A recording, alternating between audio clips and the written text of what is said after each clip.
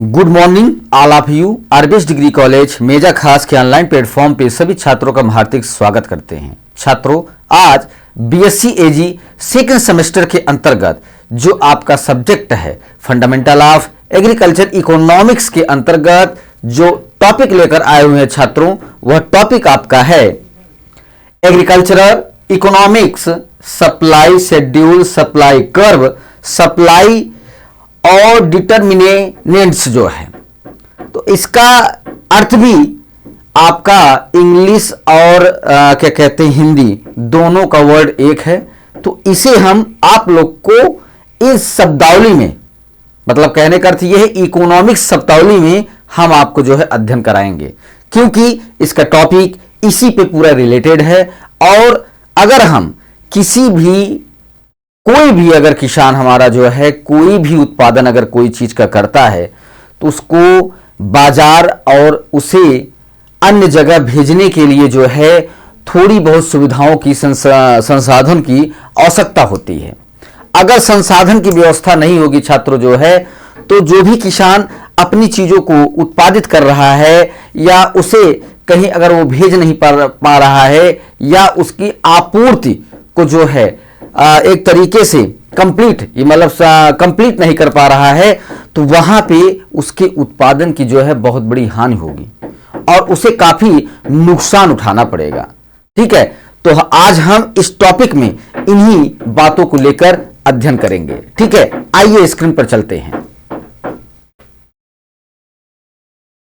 जैसा कि कृषि अर्थशास्त्र में आपूर्ति मतलब सप्लाई, अगर हम किसी भी चीज का उत्पादन करते हैं छात्रों जो है, अगर हमारी मांग को बढ़ता है, मतलब उस उत्पादन की गई वस्तु का अगर मांग बढ़ेगा तो उसका जो है एक तरीके से उसके आय में वृद्धि होगी और उसे पूर्ति करने के लिए हमें कई संसाधनों का प्रयोग करना पड़ेगा।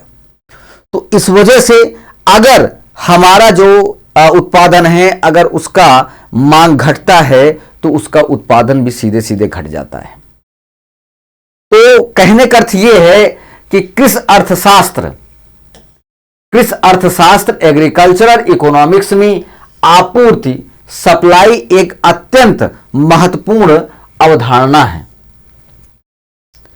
कि किसी वस्तु जैसे गेहूं हो गया, धान, गन्ना, दूध आदि की कितनी मात्रा उत्पादक किसान विभिन्न कीमतों पर बाजार में बेचने के लिए तैयार और सक्षम हैं। कृषि क्षेत्र में आपूर्ति का अध्ययन विशेष महत्व रखता है। अगर जो भी चीजें हैं छात्रों, आज हमारे भारतवर्ष में जिस तरीके से हमारे किसान खाद्यान्न का उत्पादन करते हैं और पूरे भारत के लोगों का एक तरीके से खाने की व्यवस्था करते हैं, अगर हमें अच्छे संसाधन की व्यवस्था अगर नहीं कर पाएंगे तो वहां पे हम पूरे भारत के किसानों को, लोगों को कैसे खाद्यान्न की जो है व्यवस्था कर पाएंगे, पूर्ति कैसे कर पाएंगे जो है। तो वहां पे हमें संसाधनों की बहुत ही आवश्यकता पड़ती है। तो कहने का अर्थ यह है कि कीमतों पर बाजार में बेचने के लिए तैयार और सक्षम भी होना चाहिए। कृषि क्षेत्र में आपूर्ति का अध्ययन एक विशेष महत्व भी रखता है, क्योंकि यह उत्पादन प्राकृतिक परिस्थितियों मतलब मौसम, भूमि, श्रम और सरकारी नीतियों पर बहुत अधिक निर्भर करता है। आप भी बहुत अच्छे तरीके से छात्रों समझते हैं कि जो हमारी कृषि है और जो भी फसल है वो एक तरीके से हमारे प्राकृतिक जो है वायुमंडल और क्या कहते हैं पारिस्थितिकी जो एक क्लाइमेट जोन है उसके अकॉर्डिंग जो है अगर हम अपना उत्पादन और संसाधनों की व्यवस्था नहीं करते हैं तो हम अच्छे खाद्यान्न का उत्पादन नहीं कर सकते हैं। और जब क्या कहते हैं अच्छे खाद्यान्न का उत्पादन नहीं होगा, आपूर्ति नहीं होगी, तो वहां पे हमारा सबसे बड़ा नुकसान क्या होगा कि हम खाद्यान्न का पूरी तरीके से आपूर्ति नहीं कर पाएंगे। ठीक है, फिर उसके बाद आपूर्त मतलब इसका अर्थ क्या है?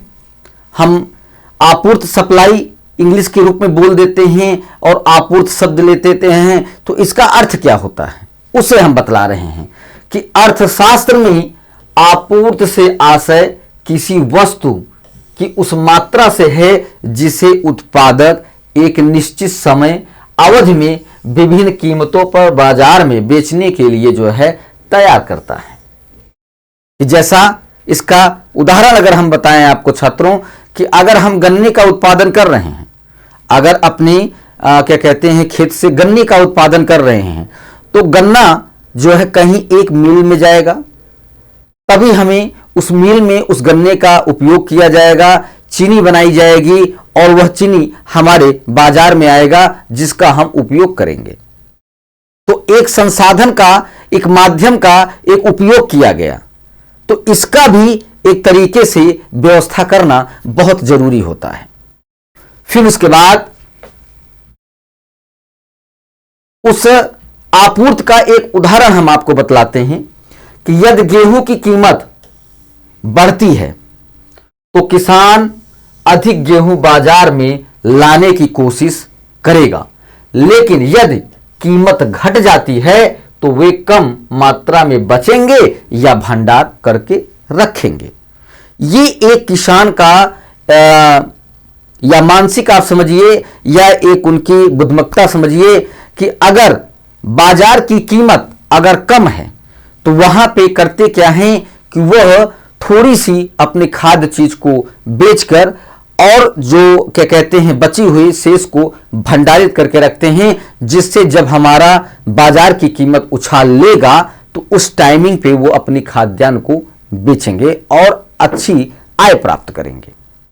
ये एक किसान की मानसिकता बनती है और एक व्यवसाय की भी जो है एक मानसिकता बनती है कि हम किसानों से कम रेट में जो है उनके खाद्यान्न गेहूं, धान, चावल लेकर उसे एक जगह भंडारित करके रखें, जब बाजार में उछाल आए तो उस समय उस खाद्यान्न को हम बेचें, बाजार में बेचकर अच्छी आय को प्राप्त कर सकते हैं। ठीक है। फिर इसके बाद आपूर्ति की मुख्य जो विशेषता है उसे बतला रहे हैं कि यह कीमत पर निर्भर करती है या एक निश्चित समय के अवधि पर संबंधित होती है। फिर उत्पादक की बेचने की एक इच्छा और क्षमता दोनों आवश्यक है। ठीक है। फिर आता है छात्रों कि सप्लाई शेड्यूल, मतलब सप्लाई करने का एक जो मॉनिटरिंग है, एक तालिका है, उसको भी हमें ध्यान में रख करके जो है चलना पड़ेगा। तो सप्लाई शेड्यूल वह तालिका है जिसमें हम किसी वस्तु की विभिन्न कीमतों पर आपूर्ति की जाने वाली मात्रा को हम दर्शाया जाता है छात्रों। ठीक है। आप लोग भी देखते हैं अपने ग्रामीण क्षेत्रों में जहां पे राशन का अरेंजमेंट होता है, प्रबंधन होता है, वहां पे देखते हैं कि एक तालिका बनी होती है जिसमें लाल कार्ड वालों का अलग राशन रहता है और सफेद कार्ड वालों का अलग राशन रहता है। वो तालिका के रूप में पूरा उससे जो है दर्शाया जाता है। वैसे ही आपके सप्लाई शेड्यूल को भी जो है तालिका में दर्शाया जाता है छात्रों। फिर उसके बाद आपूर्ति का नियम। आपूर्ति का नियम क्या है कि लॉ ऑफ सप्लाई। आपूर्ति का नियम कहता है कि अन्य सभी परिस्थितियां समान रखने पर किसी वस्तु की कीमत बढ़ने पर उसकी आपूर्ति हमेशा बढ़ती है और कीमत घटने पर उसकी आपूर्ति हमेशा घटती चली जाती है। ये तो आप भी अच्छे तरीके से छात्रों समझते हैं कि अगर जो वस्तु हमें ज्यादा पसंद आती है तो उसकी कीमत ज्यादा होती है या उसकी डिमांड ज्यादा होती है तो उसे आपूर्ति किया जाता है, और अगर जहां वो वस्तु की कम पसंद आ रहा है और उसकी बनावट या रंग कलर्स अच्छा नहीं है तो उस वस्तु की जो है कीमत सीधे सीधे घट जाती है और उसकी डिमांड भी घट जाती है। फिर उसके बाद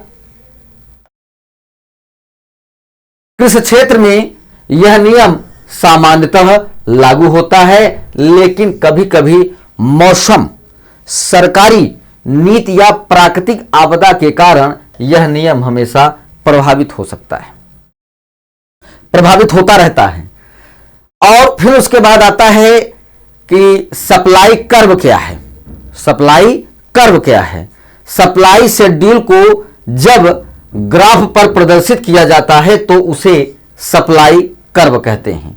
मतलब ग्राफ का मतलब यह हुआ कि एक ऐसे करके मानक बनाया जाता है जिसमें एक ऐसे शेड्यूल्स बने रहते हैं जिसे ग्राफ के रूप में दर्शाया जाता है कि किस तरीके हमारे जो है कीमतें घट रही हैं या उछाल मार रही हैं। तो ये ग्राफ के रूप में इसे समझाया जाता है छात्रों, ठीक है। उसी को सप्लाई कर्व कहते हैं। सप्लाई कर्व की विशेषता क्या है? यह बाएं से दाएं की ओर बढ़ती है, ठीक है। ये बाएं से दाएं की ओर बढ़ती हैं। यह धनात्मक संबंध, पॉजिटिव रिलेशनशिप को दर्शाती हैं। फिर उसके बाद इनका जो एक चिन्ह होता है वो x अक्ष की मात्रा क्वांटिटी और y अक्ष की कीमत प्राइस दर्शाई जाती है, जो उस ग्राफ में उसे दर्शाया जाता है। इसका अर्थ है कि हमारी कीमत और आपूर्ति के बीच सीधा संबंध क्या होता है। किस क्षेत्र में आपूर्ति की विशेषताएं, उसमें किस तरीके आपूर्ति में किन किन चीजों की हमें विशेषताएं पड़ती हैं या उस पर क्या हम निर्भर करते हैं और यह चीजें किस तरीके हम उसे प्रबंधन करते हैं। तो जैसे मौसम पर जो निर्भरता है, वर्षा हो गया, तापमान हो गया, सूखा हो गया आदि पर जो है प्रभाव पड़ता है। फिर उसके बाद उत्पादन में समय अंतराल जो है, बीज बोने से लेकर फसल कटाई तक समय धीरे धीरे लगता रहता है। आप भी बहुत अच्छे तरीके से छात्र समझते हैं कि अगर हम अपने प्लॉट में किसी भी जो है बीज को अगर सोइंग करते हैं, बुआई करते हैं, तो उसको जो है तैयार करने में 2 से 3 माह या 6 माह तक का समय लगता है। तो वह एक अंतराल होता है, उस अंतराल में उस फसल को तैयार किया जाता है, जिसमें हम बीज बोने से लेकर फसल की कटाई तक का समय को एक तरीके से लगाया जाता है। तब हम उस फसल से कुछ खाद्य चीजों की, वस्तुओं की हम प्राप्ति करते हैं, वो भी हार्वेस्टिंग के टाइम के अकॉर्डिंग, ठीक है। तो फिर आता है नाशवान जो वस्तुएं हैं, जैसे दूध है, सब्जियां हैं आदि, जल्दी खराब हो जाती हैं। सरकारी हस्तक्षेप हैं। सरकारी हस्तक्षेप किस तरीके काम करते हैं? न्यूनतम समर्थन मूल्य, एमएसपी, सब्सिडी आदि का भी जो है प्रभाव पड़ता है। फिर सप्लाई के निर्धारक कौन होते हैं, मतलब किस तरीके उसे निर्धारित किया जाता है, जिसे हम डिटर्मिनेंट्स ऑफ सप्लाई। किसी वस्तु की आपूर्ति केवल कीमत से ही निर्धारित नहीं होती, कई अन्य कारक भी इसे प्रभावित करते हैं, ठीक है। तो वो भी हमारा किसान भाई उस कारक से बचने के लिए वह कुछ न कुछ व्यवस्था या प्रबंधन जरूर करता है। फिर वस्तु की कीमत है, प्राइस ऑफ द कमोडिटी जो है सबसे महत्वपूर्ण कारक। कीमत बढ़ने पर किसान अधिक उत्पादन करने के लिए हमेशा प्रेरित करता रहता है। वो एक प्रयास करता रहता है कि हमें अपनी फसल में कितनी पैदावार हम प्राप्त कर लें, मगर उसे यह नहीं पता होता है कि उत्पादन तो हमें मिल जाएगा, उत्पादन तो हमें मिल जाएगा, मगर वहां पे उत्पादन करने के बाद जो उस सॉइल की परिस्थितियां होंगी उसे वो कभी समझ नहीं पाएगा, जिससे अगली फसल में उसकी उत्पादन कम होती चली जाएगी। फिर आता है कि उत्पादन लागत, कास्ट ऑफ प्रोडक्शन। यदि खाद, बीज, उर्वरक, मजदूर आदि महंगे हो जाएं तो उत्पादन कम हो सकता है, ठीक है। फिर उसके बाद तकनीकी उन्नत टेक्नोलॉजी। आप भी छात्रों बहुत अच्छे तरीके से समझते हैं कि हमारे पूर्वज तकनीकी चीजों का प्रयोग नहीं करते थे। उस समय में जनसंख्या भी कम थी। वो एक टाइम किसी तरीके जो है साधनों का जो वहां पे उपलब्ध होता था, नहरों के द्वारा या तालाबों के द्वारा या बैलों के द्वारा या चरखा के द्वारा, तो वो खेती अपने तरीके से करते थे और उसमें शुद्धता पाई जाती थी। मगर अब क्या है, टेक्निकल चीजों के प्रयोग के द्वारा जो है हमारी जो खाद्य चीजें बाहर आ रही हैं उसमें शुद्धता नहीं रह गई। तो तकनीकी उन्नत टेक्नोलॉजी कई तकनीकों जैसे ट्रैक्टर है, हार्वेस्टर है, ड्रिप सिंचाई है आदि से उत्पादन बढ़ता है, जिससे आपूर्ति हमेशा बढ़ जाती है। फिर आता है कि मौसम और प्रकृति की जो परिस्थितियां हैं वो किस तरीके किसान मैनेज करता है छात्रों।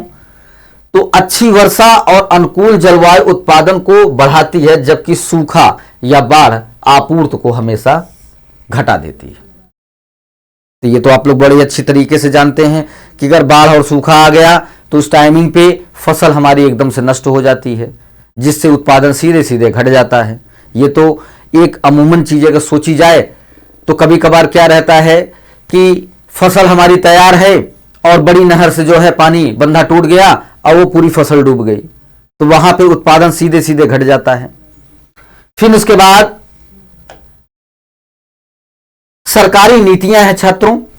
सरकारी नीतियां भी हमारे कई जो है उत्पादन पे, आपूर्ति पे अपनी सरकारी नीतियों को अप्लाई करता है, लागू करता है और उस नीतियों के द्वारा जो है अंतर्राष्ट्रीय बाजार को चलाया जाता है। तो वहां पे न्यूनतम समर्थन मूल्य MSP को लागू किया जाता है, सब्सिडी लागू की जाती है, कर नीति होती है, निर्यात आयात नीति।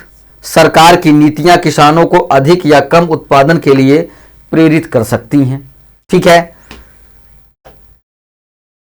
फिर संबंधित वस्तुओं की जो कीमत है, यदि गेहूं की तुलना में सरसों की कीमत अधिक हो जाए तो किसान गेहूं की जगह सरसों उगाना पसंद करेंगे, इससे गेहूं की आपूर्ति घट जाएगी। ये तो आप भी अच्छे तरीके से छात्र समझते हैं कि जहां हमें ज्यादा प्रॉफिट मिलेगा हम उसी फसल को ज्यादा उगाएंगे, जहां प्रॉफिट कम मिलेगा उस फसल को कम उगाएंगे। तो फिर यही चीजें भविष्य की कीमतों की एक उपेक्षा करती हैं कि यदि किसानों को लगता है कि भविष्य में कीमतें बढ़ेंगी तो वे वर्तमान में कम आपूर्ति कर सकेंगे और भंडारण ज्यादा कर सकेंगे जो है, जिससे हम आपूर्ति को पूरा नहीं कर सकते हैं। फिर आता है कि उत्पादकों की जो संख्या होती है, यदि किसी भी फसल को उगाने वाले किसानों की संख्या बढ़ रही है तो उसकी आपूर्ति भी हमेशा बढ़ती चली जाएगी छात्रों। आपूर्ति में परिवर्तन और आपूर्ति की मात्रा में परिवर्तन किस तरीके निर्धारित करता है।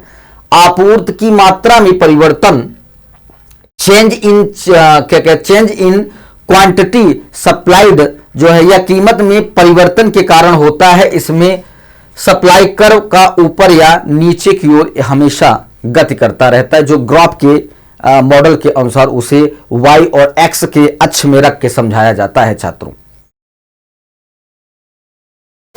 फिर आता है कि आपूर्ति में परिवर्तन चेंज इन सप्लाई, यह अन्य कारकों जैसे तकनीकी, लागत, नीति के कारण होता है। इससे पूरा सप्लाई कर्व दाएं वृद्धि करता है, बाएं कमी को शिफ्ट होता रहता है। ग्राफ के अकॉर्डिंग उसे बतलाया जाता है। फिर आता है कि कृषि में आपूर्ति लोच कैसे करता है। आपूर्ति की लोच से तात्पर्य है कि कीमत में परिवर्तन होने पर आपूर्ति कितनी मात्रा में बदलती है छात्रों। उसके बाद कृषि नीति और आपूर्ति का जो संबंध है, ये किस तरीके आपस में एक रिलेशनशिप को आगे पीछे करके चलाते हैं। MSP घोषित होने पर किसान उस फसल की अधिक बुवाई करते हैं। खाद पर सब्सिडी मिलने पर उत्पादन लागत हमेशा घटती चली जाती है। सिंचाई परियोजनाओं में उत्पादन हमेशा बढ़ती जाती है। इसी प्रकार सरकारी हस्तक्षेप से आपूर्ति में महत्वपूर्ण परिवर्तन हो सकता है। क्योंकि आप भी बहुत अच्छे तरीके से समझते हैं छात्रों कि अगर किसानों को अच्छे संसाधनों की व्यवस्था हो तो वह उत्पादन ज्यादा करेंगे और वह आपूर्ति भी सबसे ज्यादा करेंगे जो है। ठीक है, यहां पे ये टॉपिक आपका समाप्त होता है। अगली टॉपिक के साथ उपस्थित होंगे। सभी छात्रों को धन्यवाद।